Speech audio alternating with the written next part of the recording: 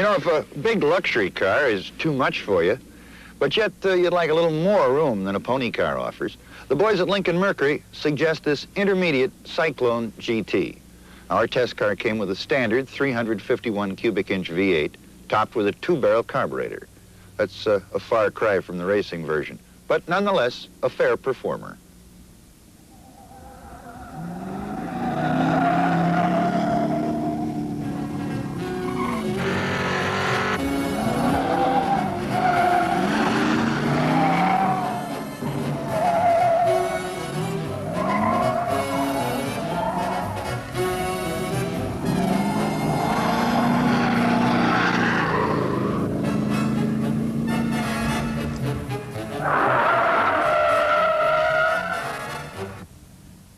The Ford Torino outsells this Mercury Cyclone by 3-1, a glaring fact that for some time now has been a thorn in the Lincoln Mercury sales charts. They're quieter, give a better ride, and invariably offer more costly trim inside and out. But the buying public hasn't caught on to the bargain yet. Our GT had the standard 351 cubic inch V8 topped with a 2-barrel carb. Off the line, this car had some pretty respectable times. We got to 30 miles an hour in 2.9 seconds. Our GT had the standard 3-speed automatic transmission.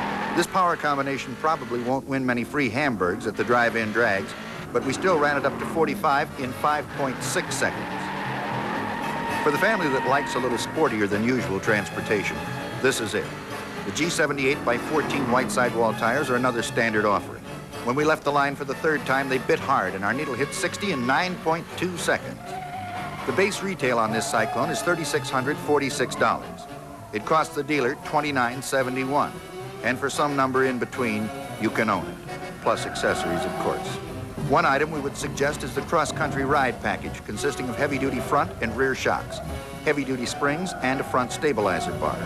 Rebound and recovery were fair with the standard suspension. For brakes, our GT came with drums in the rear and power-assisted discs up front. From 30 miles an hour, it took 47 feet. As the brakes got hotter, the pedal got spongier, and our 50-mile-an-hour stop ate up 109 feet. After 5 70-mile-an-hour panic stops, the brakes were hot enough to melt the fenders. Pedal fade was excessive. On this one, our driver stood on it. 212 feet later, the car came to a halt.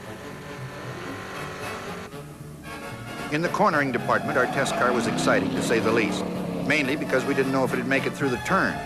With the front wheels cramped all the way to the lock and the nose almost to the ground, the rear wheels were pretty determined to drive us in a straight line. There wasn't enough power up front to kick the rear end out, and the front end was very soft. The heavy-duty suspension package is almost a must. As you can see, in the reverse spins, body lean was excessive and recovery a little rough. From a styling standpoint, it's there. But for our money, it needs quite a few performance options. And Mercury has them. Enough to build yourself a great car.